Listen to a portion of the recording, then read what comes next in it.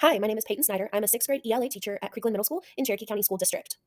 During our ITAC 7470 class, we were tasked with selecting a research topic. Mine was the effect Web 2.0 and digital tools have on literacy and writing skills in the upper elementary and middle grades classrooms.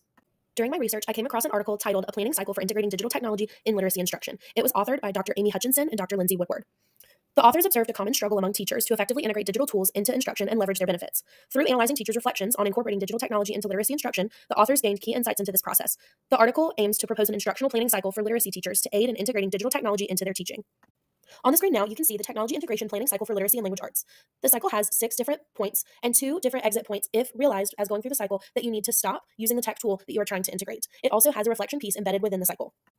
There are several pros and cons for this article. Beginning with the pros, the article does provide teachers with a practical framework for integrating technology tools into their instruction, potentially persuading more teachers to try it. It also describes the Technological Pedagogical Content Knowledge, or TPAC, framework by Mishra and Kohler from 2006.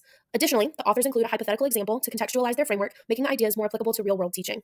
However, like I mentioned, there are also cons to this article in this practice. The absence of a real-world example weakens the proposed framework due to the lack of data to evaluate its effectiveness. For the planning cycle to be effective, teachers would also need extensive planning and professional development, both on the cycle itself and on the digital tools that they are aiming to implement. When comparing the context of the article to my personal context, there are some similarities and differences. The first similarity is that within the article and my own personal context, it is focused primarily in an ELA classroom. However, in the article, there is no clear grade level described, but I am currently serving in a 6th grade ELA position, as well as the ELA department head for my school, so this article was very helpful with that direct comparison.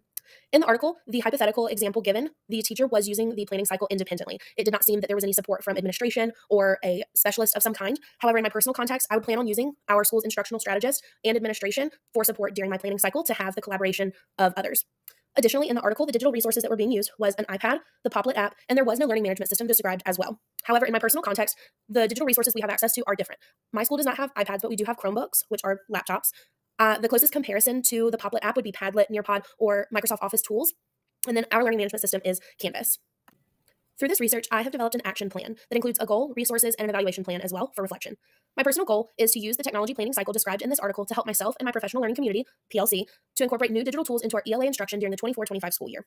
The resources needed to achieve this goal would be a planning cycle infographic. I'd like to have the cycle printed out and put in my lesson plan notebook so that I can reference it continuously and make sure that we are following the appropriate and necessary steps. I also included Padlet. It is a tool that in communication with my PLC, none of us are very familiar with, but would like to incorporate more within our instruction. But additionally, if there are other new digital tools that we would like to try out, we would use that as a resource as well. We would also need support from our administration and the instructional lead strategist, or ILS, within our school, because this is something that we would be using as a PLC across the grade level for our content. It would be beneficial to have a collaborative team supporting us and helping us reflect and make changes as necessary as we move through the cycle. And then we would also be utilizing our Canvas learning management system to post assignments, give instructions, and help the communication piece between teachers and students. For the evaluation plan, the planning cycle already does have a reflection piece embedded within it throughout the cycle, so that would be the first wave of evaluation. But additionally, when we completed a cycle, we would survey students on their experience with the new technology. Additionally, we would ask them questions on how they felt the instruction piece from their teachers were. And then as a PLC, with our ILS and administration, would compare and discuss those results from each of our classrooms so that we can improve upon those practices moving forward.